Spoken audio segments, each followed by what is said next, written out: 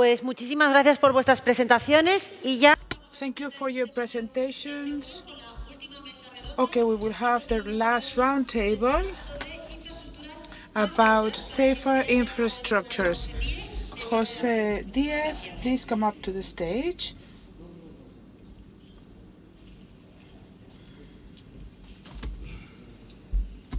Good afternoon, everybody, and thank you very much for being here. My name is Jose Diaz. I'm working for ASEM, that is the European Association representing the motorcycle manufacturer.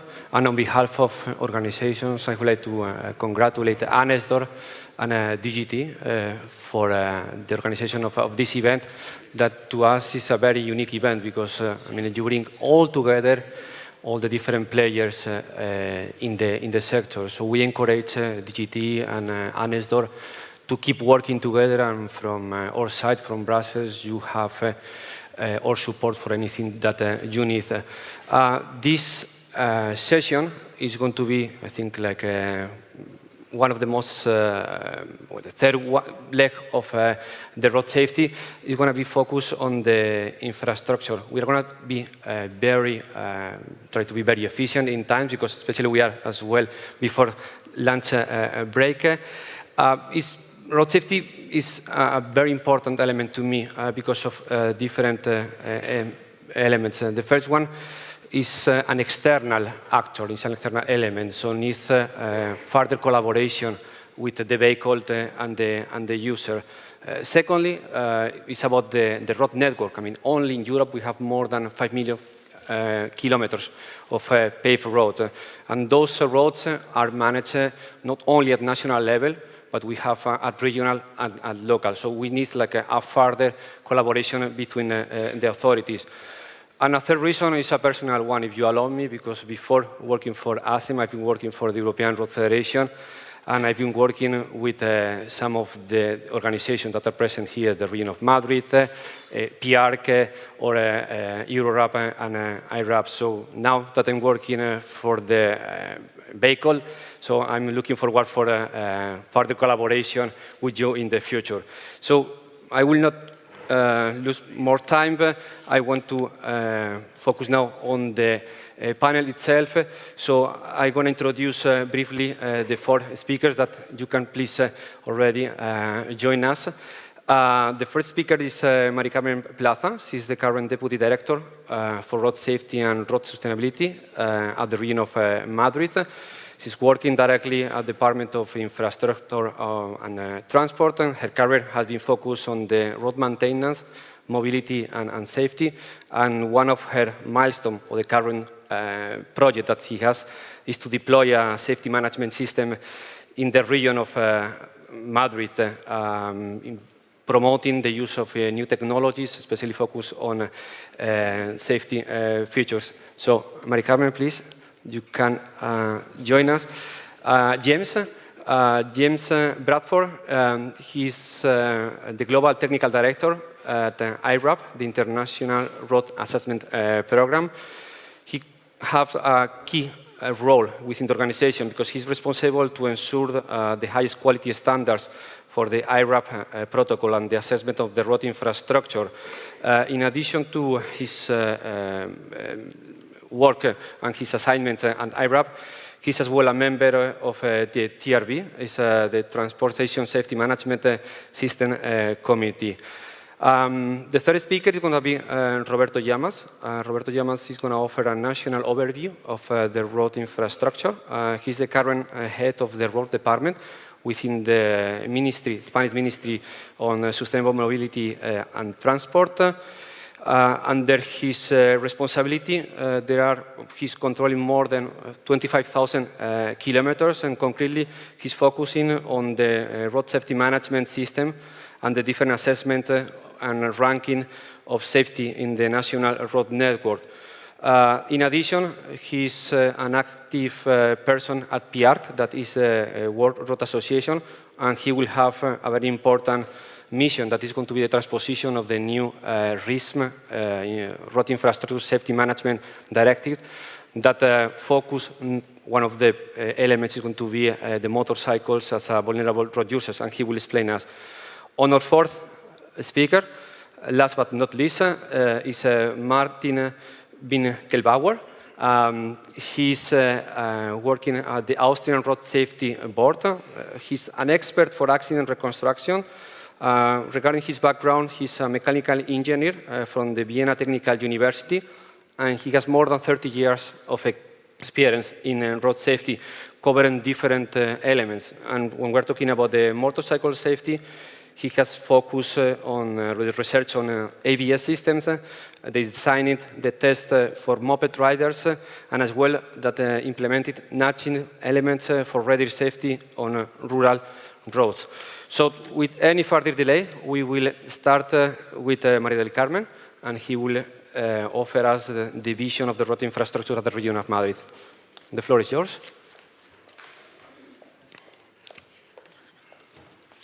Yes, thank you.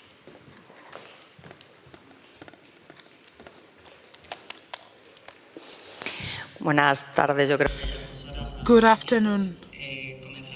I will begin by thanking the organizers for giving the opportunity to the community of Madrid to participate in these 2 days of a conference, which are very interesting for the motorcycling community. I have 10 minutes to talk to you about the initiatives for motorcyclists carried out by the Community of Madrid, the Autonomous Community of Madrid. First, I have to explain to you what are the features of this network. It's an autonomous network. We have 2,500 kilometers of roads. We have in a small territory such as the Madrid community, we have a lot of traffic. They are very busy roads. They have a high traffic intensity. We have a network that has high capacity, medium daily traffic, about 35,000 vehicles per day. But most of the network is local roads, made up of local roads and mountainous roads, sinuous roads, but many of them are very small, without a hard shoulder, with about 4,000, 5,000 roads passing daily, which means that a very heavy traffic. So it is important because apart from the high volume of traffic, there's a high presence of vulnerable users, motorcyclists, also cyclists and pedestrians. So as you can imagine, that would generate great problems as regards road safety. Why so many vulnerable users? Because of the landscape. Madrid, you might know only Madrid, but the rest of the autonomous community of Madrid have very different areas, all of them quite attractive from the gastronomic and landscape point of view. As regards the fleet, since 2005, it has been increasing rapidly. There's and the increase of motorcycles is much faster than the increase of normal vehicles. So the probability, the increase of the rate, the accident rate is also very a problem. 21.3% of the accidents that take place in Madrid, in the community of Madrid, have a motorcyclist involved. And more if there are fatalities, and 32% if there are serious injuries. Since 2009, we have a new strategy. We've always worked together with the different associations, but during the last few years, due to the situation I've just described, we thought we had to intervene further. So we set up a management system specific for this community of vulnerable users. So we have to identify the areas where most accidents happen systematically. And we have done this specifically for motorcyclists as well. So what the signage is like, what the hard shoulder is like. So from the point of view of motorcyclists, so that we can include this in the national programming of the management of roads. So in 2009, we did a recommendation document specific for motorbikes, and that's the working document we used for design the recommendations. Here are the recommendations. You can find it in our webpage, the Madrid community. There is an area specifically to design specific criteria for identifying areas where most accidents involving motorcycles happens. According to the number of victims, we introduce specific methodology. In these areas, we do a very exhaustive study of the characteristics of the road, and we have included in the study, apart from the sensors, the presence of an expert motorcyclist,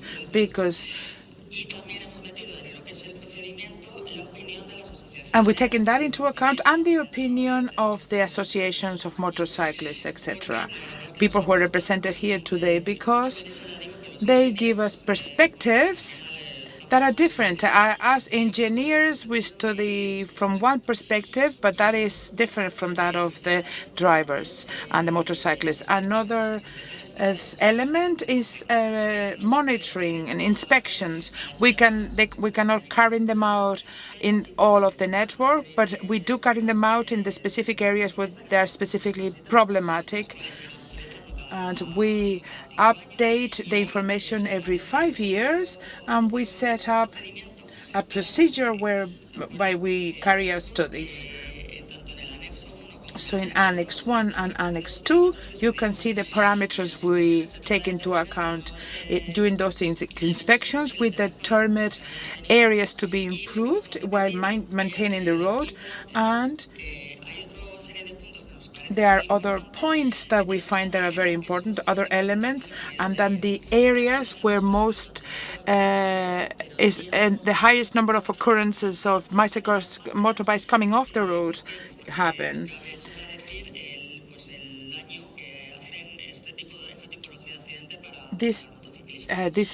So we can actually have initiatives to improve the situation for this kind of accidents. In 2009, we brought in systems to protect motorcyclists. We have installed 120 kilometers with these kind of protections. We want to continue to do that because the recommendations are always designed by the state, who has the brief to do it, and they always mostly work on high-capacity roads, but the local smaller roads are left out. So that's the areas where a lot of motorbikes, they're the roads that a lot of motorbikes use. So it is important to include that. So we decided to work on these areas and those specific roads. As a conclusion, just to say that setting up a system such as this has been something pioneer. We carry out studies in all the administrations, but to do it systematically for motorbikes and to repeat it over time, it's pioneer. So the percentages we have and the type of accidents and all of these studies have helped us, has been quite beneficial for our interventions. We've also found specific solutions for motorcyclists. When we designed the management system, we studied 45 different areas, and we saw in the roads of the network, and we found specific solutions that could be implemented very quickly, but for others, it wasn't so easy. The solution wasn't so clear. So, for example, signage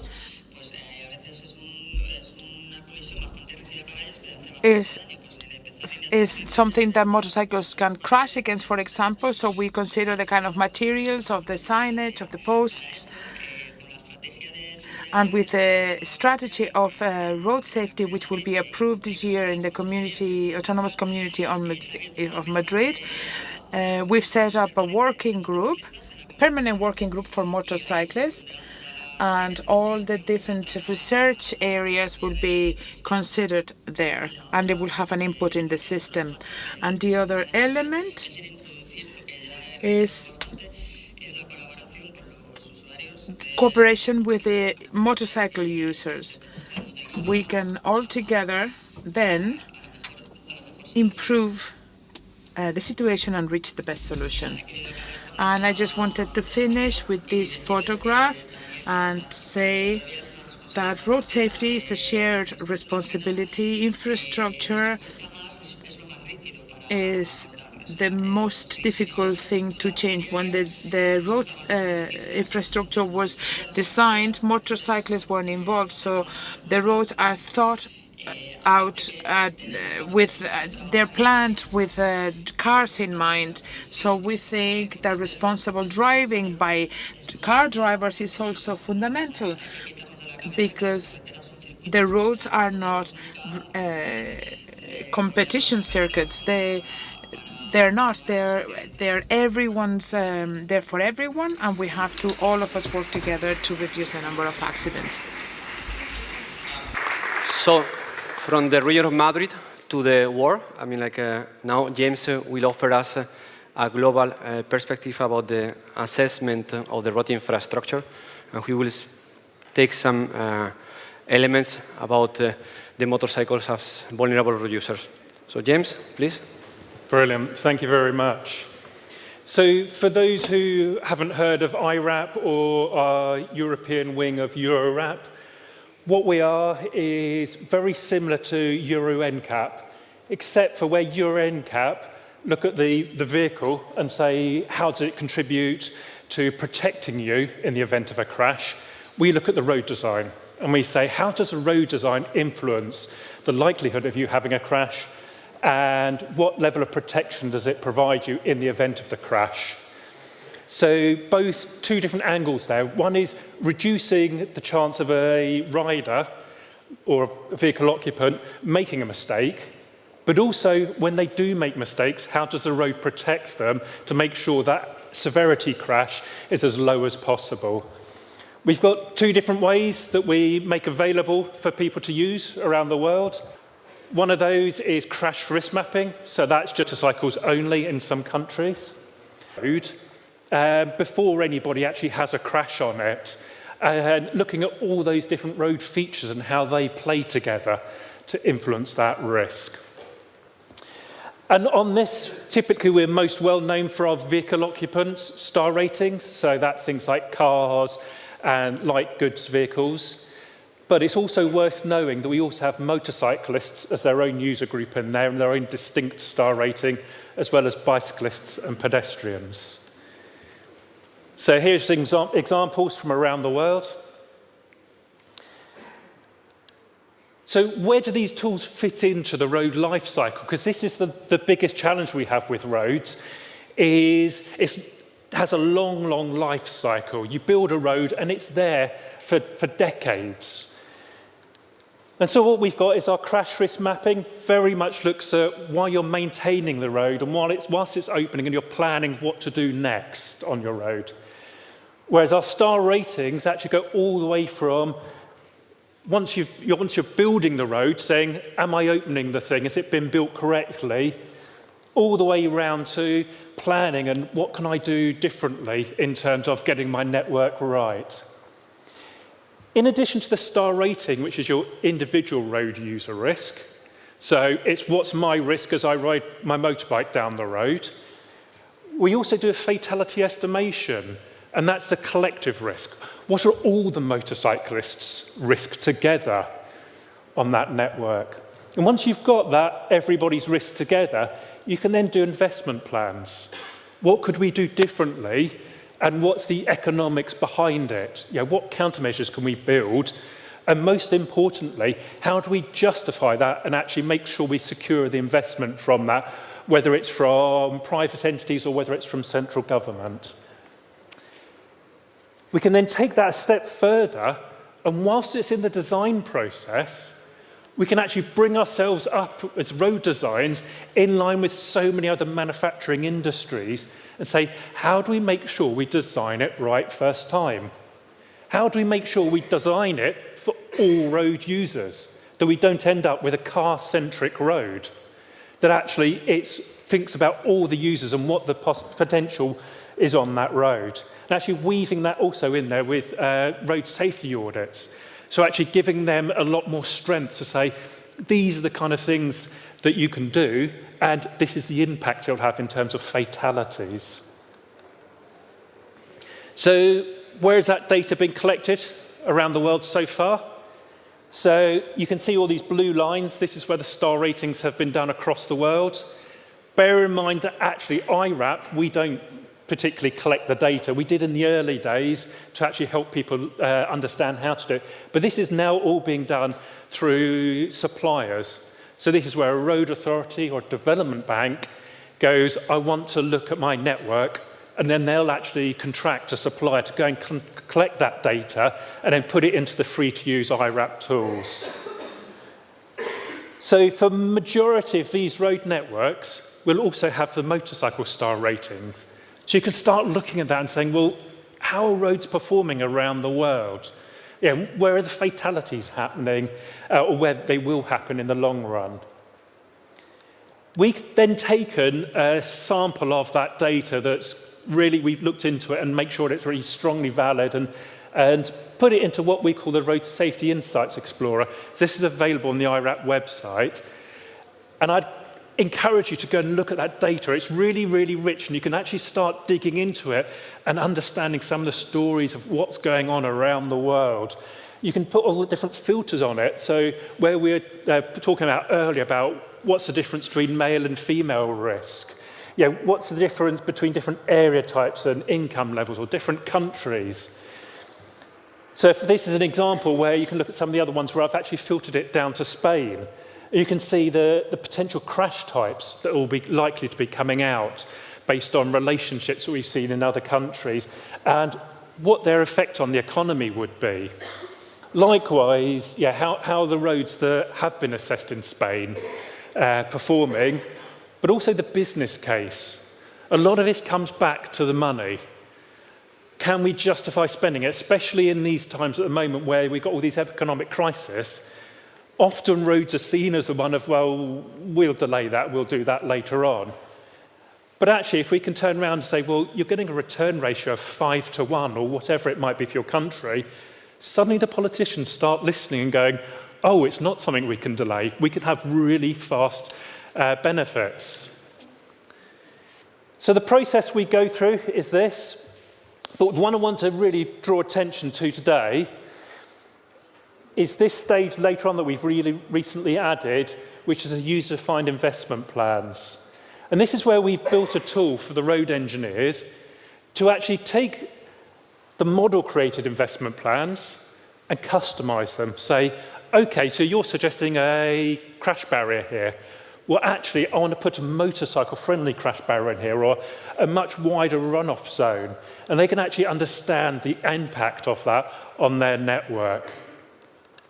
So we've developed this with the intention of being very focused at the road engineers. So they can actually dig into that, they can plan their networks, and then they can actually see what kind of impacts that's going to have. So if they say, well, I'm going to put normal wire rope barrier down this road, they can see that it's getting better for the vehicle occupants, but actually they might see that their motorcycle crashes or fatalities go up. And they can start making that decision on a really valid and informed basis. So the other thing I'd like to highlight is within the model, we've actually gone and actually looked at what happens to a motorcyclist and how does it vary compared to a vehicle occupant. Look to the research in there so that straight away you can say, well, for a vehicle occupant, wire rope barrier is probably the best. But actually, for motorcyclists, you're saying concrete barriers are potentially better. And likewise, motorcycle-friendly barriers are even better. Now, that doesn't go the whole hog. You might even then go and say, well, a clear zone as well. And So this is a small sample of this.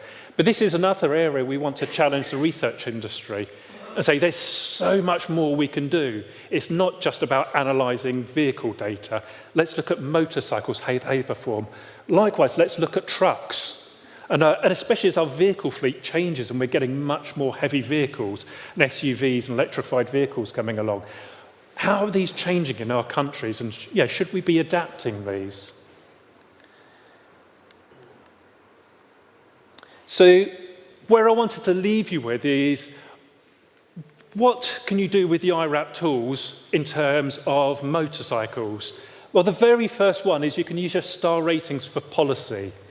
You can actually set a policy level. So this is where we've got our suggested level of 3 stars or better.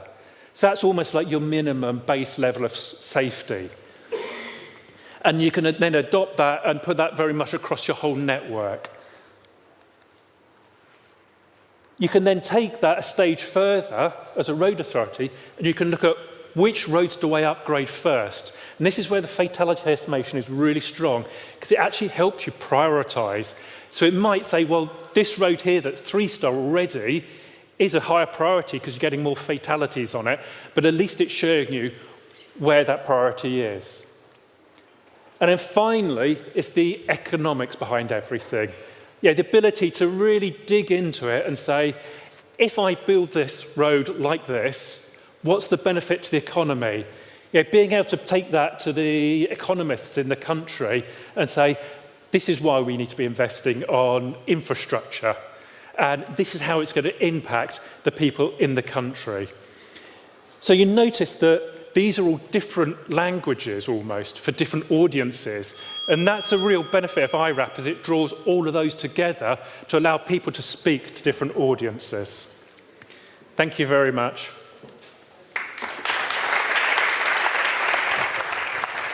Thank you. Thank you, James, for this comprehensive explanation about the global situation. And now we are going back to Spain, and our next speaker, Roberto, he's from the ministry. He will offer some good practices on road network for motorcycles. So, adelante, Roberto. Muchas gracias. ¿Se oye? Thank you very much. I hope you can hear me well.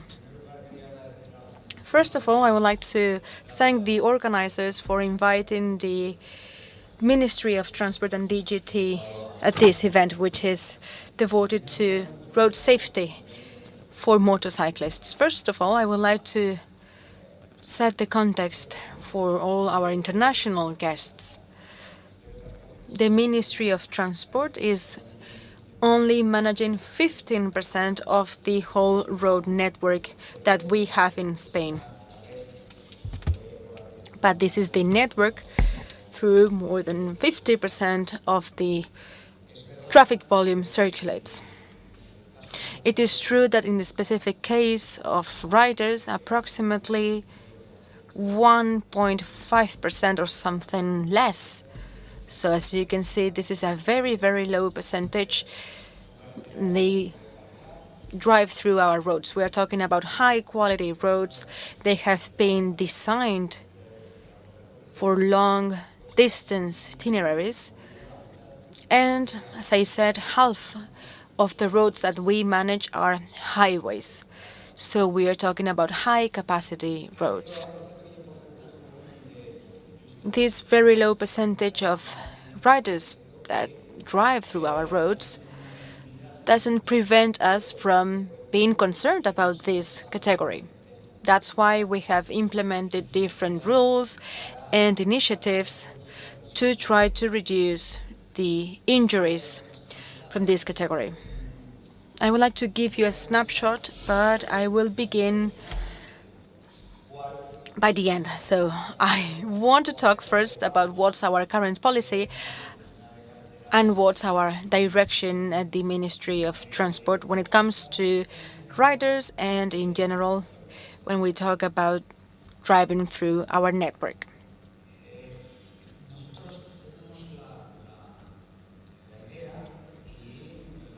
We have the idea and we have the policy of building safer roads for all the categories. We want safe roads also for our motorcyclists. That way, most of the accidents that happen in our network, it's because they fall, they go out of the lane. Sometimes it's a crash with another vehicle, but in most of the occasions, we're talking about getting off the lane. So our idea is not to have specific barriers for riders, but rather try to have free obstacle margins.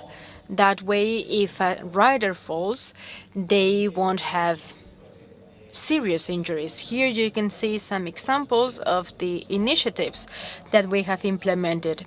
We have adapted some roads, and in this case, we have some soft spaces, and we avoid these obstacles, and this is safer for riders and also for vehicles.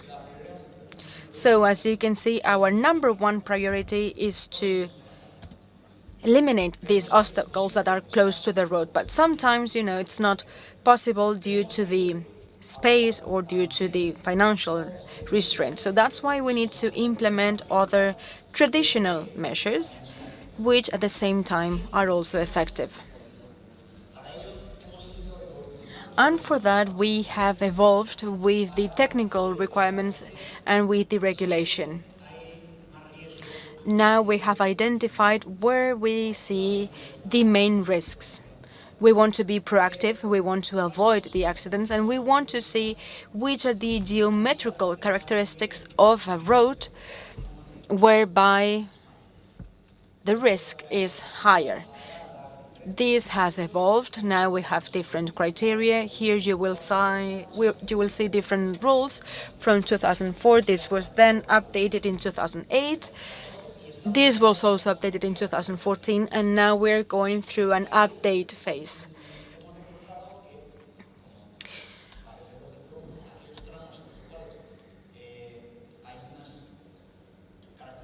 As it is logical,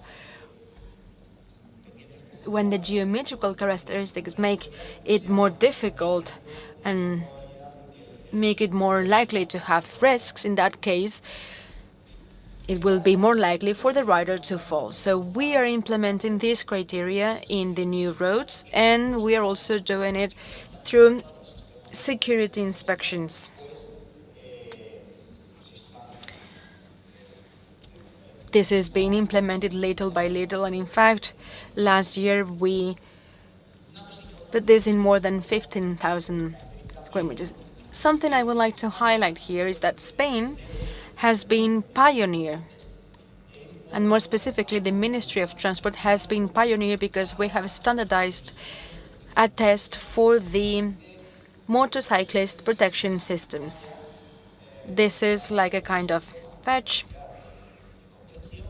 in a contention system, and the idea is to bumper the impact of the motorcyclist against the barriers that can be found. This has been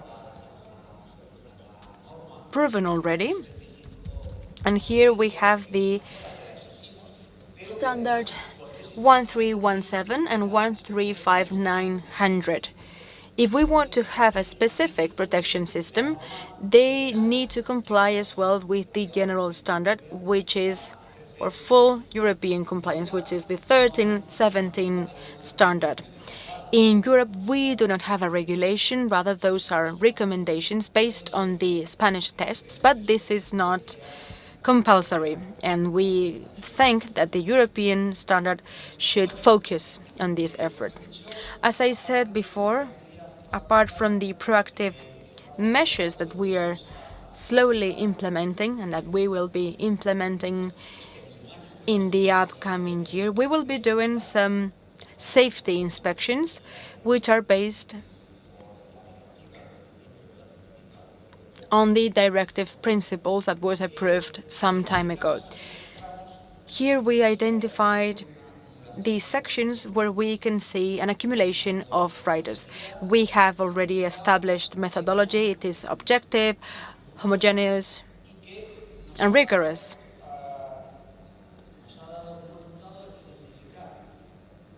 As a result, we have identified that 0.1% of the network, so no more than 30 kilometers,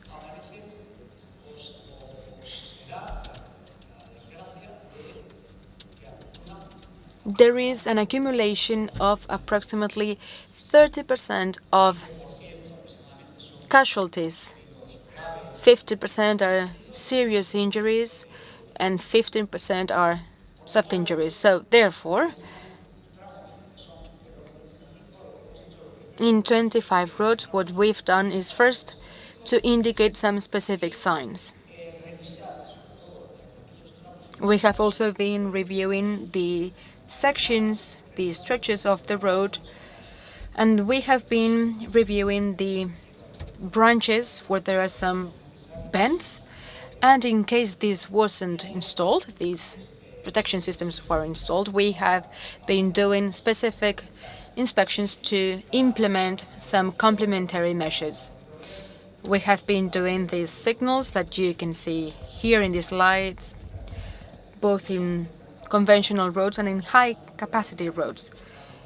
In this last one, half of the accumulation is in high-capacity roads. At first, you might think that these accidents happen in conventional roads where there are worst characteristics, but actually this happens in half of the high-occupation roads. And finally, I would like to talk about another initiative that has been gathered in this standard. In this case, it is about pilot tests that will allow us to carry out more innovative initiatives. We have these signs, and with this we try to help the riders. I think this is a good forum to talk about this for both riders and associations. They both can give us their ideas, because our objective here is try to help the riders to adopt an ideal trajectory in the bends, which won't be interrupted, and so that they don't go into the opponent lane. Sometimes they go a bit off the lane or the roads are not clean enough. And here we are trying to help with this sign. So we are putting more paint in the pave. So this could be a risk if there is rain, but well, we are implementing these initiatives as pilot tests. Here you will see the example on the left, you will see the lines, and they indicate, or as we will see with the next speaker, the idea is to deter the rider so that they won't get close to the axis. In the right image, this was another initiative. This is not included in the standard, and this was a pilot test that we conducted in Spain. And of course, we are not the only ones doing this, so I wanted to show you other experiences that are being carried out, in this case, in Scotland. The left picture is from Scotland, the right picture is from Slovenia. I think in Slovenia, there are lots of paints in the roads. And here we have another case from Slovenia with a specific study. They wanted to put the rider away from the axis, and what they did was to create a paint with another color, and that way they can deter the riders from going into the opposite lane. That's all from my side. Thank you very much. Gracias, Roberto. Thank you very much, Roberto. And then, as you mentioned, one of the main elements where we have the highest rate of fatalities are in rural roads. And we have different elements that could play an important role. I mean, you mentioned about the road restraint system and the lower part. And one as well, it could be the road markings, how could perform the safety of those sections. So Martin will provide us an overview about different cases that they have tested in Austria. Thank you. And Martin. Okay. The last sheets of the previous presentation was a bit of a surprise to me, but you will soon know why. Okay, I'd like to jump right into this, telling you that every motorcycle rider has a certain limit for roll angle. Riders will typically ride next to their roll angle in the curves they have the chance to do so, and they will never exceed their personal roll angle limit. Concerning that, there are only two kinds of curves. On the one hand, we have the easy ones actually, where speed determines your lean angle. And we have the other kind of curves, which tend to be the more dangerous ones, where your personal speed, your personal limit for the lean angle determines the speed you can actually go through the respective corner.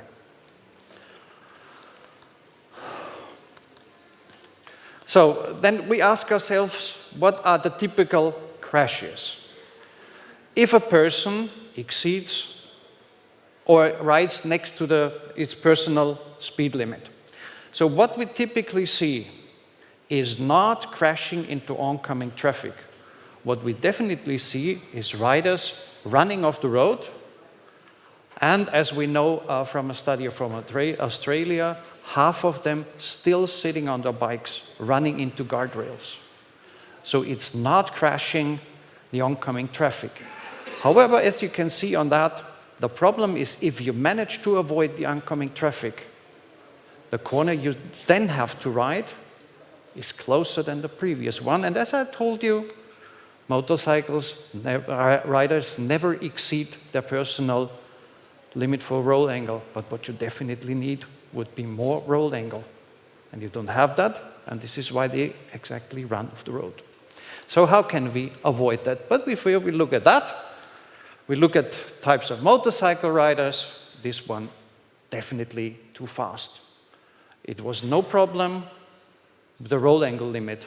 It was a problem with the road. This one, completely different. Compare the roll angle with the motorcycle race riders even in pouring rain. So it is minimal, less than 20% of roll angle. And a switch in the brain of this rider said, you're not gonna make it. And he ran off the road. Or this one. But for this one, it was just the road too narrow. Okay. That video actually was shot by one of the cameras which we used for evaluation. Okay. Actually, we hid in the bushes, filming motorcycle riders, counting where they are going, and what we found is that only 5% have the correct track, stay away from the oncoming bus. And 79% would have probably hit the bus or would have had to avoid the bus, and 16% would even fit it between the A-pillars of the bus. Sometimes you are lucky.